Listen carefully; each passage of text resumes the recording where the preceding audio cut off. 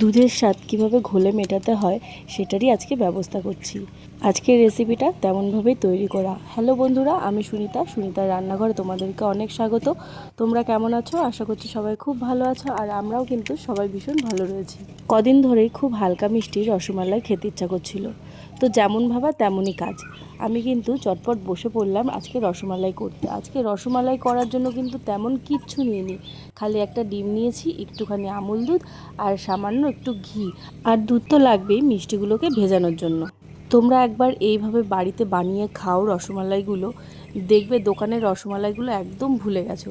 আমি তো মাঝে মাঝে এরকমভাবে বানিয়ে খাই। আমি কিন্তু এই রসমালাইগুলোর মধ্যে চিনি দিইনি, আমি কিন্তু দিয়েছি পাটালি গুড়। অন্যান্য সময় আমি কিন্তু চিনি দিয়েই এই রসমালাইটা তৈরি করি, কিন্তু আজকে কি মনে হলো, ভাবলাম যে একটু পাটালি গুড় দিয়ে করে দেখি কেমন লাগে খেতে। আর বিশ্বাস করো বন্ধুরা, খেতে কিন্তু দুর্দান্ত হয়েছিল।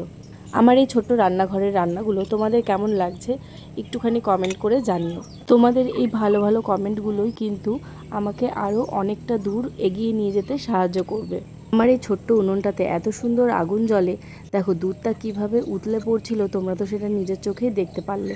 আজকের আমার এই রান্নাটা তোমাদের কেমন লাগলো কমেন্ট করে জানিও। আর হ্যাঁ, বাড়িতে অবশ্যই বানিয়ে খেও, তাহলে বুঝতে পারবে কতটা সুন্দর লাগে এই রসমালাইগুলো খেতে।